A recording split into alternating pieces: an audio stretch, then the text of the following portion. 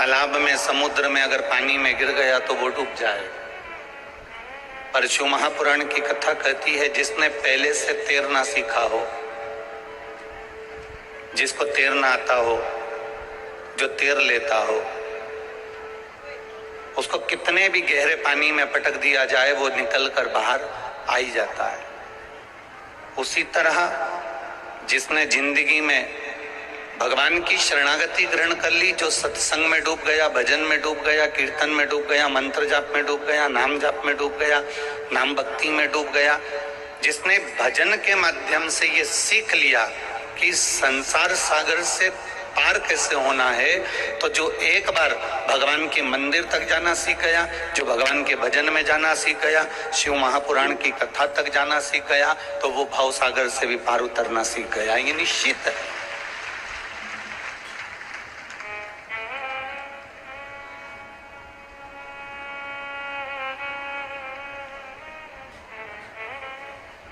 भाव सागर से पार उतरने का साधन भगवान शिव की अविरल भक्ति है, भजन है, कीर्तन है, मंत्र जाप है, स्मरण।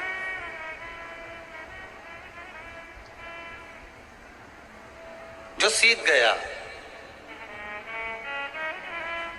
अपने घर के बच्चों को हम पहले भी कथा में कहे, आज फिर कह रहे हैं, जिसके घर के बच्चे मंदिर की सीढ़ी चढ़ना सीख जाते हैं, जिसके घर के बच्चे भगवान के दरवाजे तक जाना सीख जाते हैं, जिसके घर के बच्चे परमात्मा की चौखट तक जाना सीख जाते हैं, फिर उसके घर के बुजुर्ग कभी वृद्धाश्रम की सीढ़ियों पर नहीं चढ़ते हैं। ये नहीं।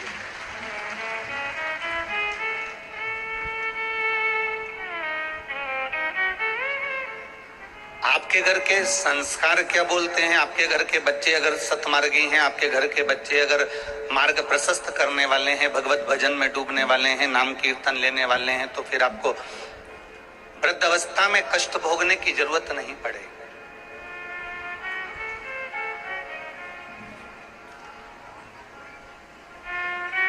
बड़ा विचित्र संसार है।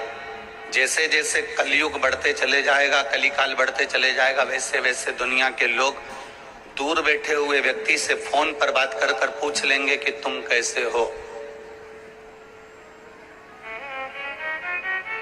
बाहर कोई रह रहा है तो उसको फोन कर कर पूछ लेंगे तुम कैसे हो। दूर कोई रह रहा है तो उससे फोन कर कर पूछ लेंगे तुम कैसे हो। पर बड़ा विचित्र संसार है, बड़ा विचित्र जीवन है।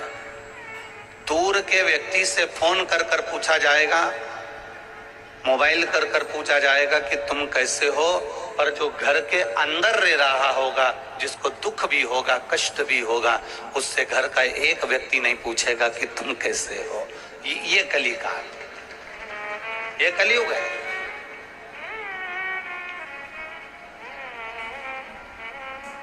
जो नजदीक में रह रहा है, साथ में रह रहा है, परिवार में रह रहा है, कुटुंब में रह रहा है, उससे नहीं पूछा जाता कि तुम कैसे हो।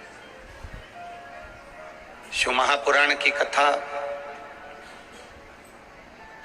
वर्णन करती है कि जो नजदीक में है, अभी जो पास में है, हम उसको तो सुख प्रदान करने का प्रयास करें।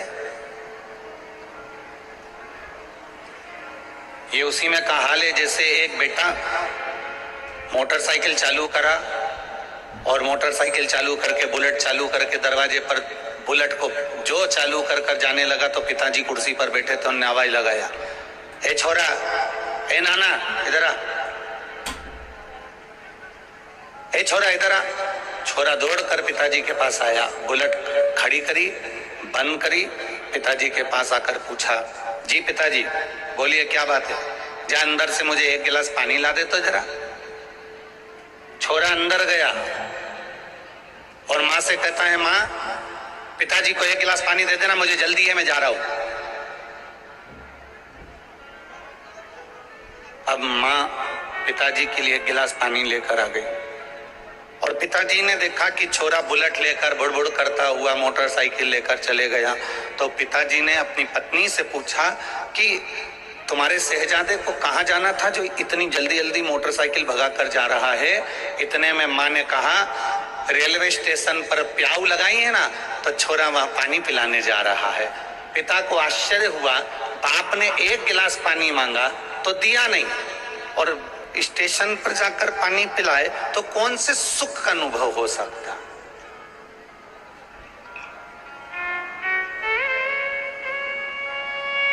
जो नजदीक में रह रहा है, जो नजदीक में है, हम उसको तो पूछ नहीं रहे।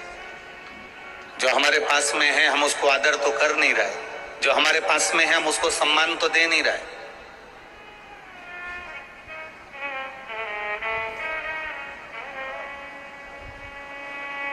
हमें दुनिया के लोग अच्छे लग रहे हैं, पर जो घर में हमारे निवास कर रहा है, हमारे परिवार में जो रह रहा है, हमारे कुटुंब में जो रह रहा है, हमारे साथ जो रह रहा है, वो हमको अच्छा नहीं लग रहा। शिव महापुराण की कथा शिव तत्व को जानने का महत्व बताती है। शंकर भगवान ने अपने आप को सम्मान दिया कि नहीं दिया पता नहीं। शंकर भगवान ने एक बार भी ये नहीं कहा कि तुम मेरी आराधना करो। शिव जी ने एक बार भी ये नहीं कहा कि तुम मेरा आदर करो। शंकर भगवान ने एक बार भी ये नहीं कहा कि तुम मेरी पूजन करो। शिव जी ने अपनी धर्म पत्नी माता पार्वती का आदर करवाया, उनका सम्मान करवाया, उनकी पूजन करवाई। भगवान शंकर ने अपने पुत्र गणेश जी का आदर करवाया, उनका सम्मान करवाया, उनकी पूजन करवाई। भगवान शंकर जी ने षडानंद कार्तिकेय का आदर करवाया, सम्मान करवाया, पूजन करवाई। भगवान शंकर जी ने अशोक सुंदरी का आदर करवाया, सम्मान करवाया, पूजन करवाई। भगवान शंकर जी ने अपनी जया, विषहरा, सामरीबारी, दौतली और देव, ये 5 कन्याओं की पूजन करवाई, आदर करवाया, सम्मान करवाया। शिव जी ने अपनी संतान का, अपनी धर्म पत्नी का, भगवान ब्रह्मा और भगवान विष्णु का, इंद्र का, इन सब का आदर करवाया। जो संसार में दूसरे का आदर करना सीख जाता है, जो संसार में दूसरे का आदर करना चालू करवा देता है, उसका आदर अपने आप होना प्रारंभ हो जाता है।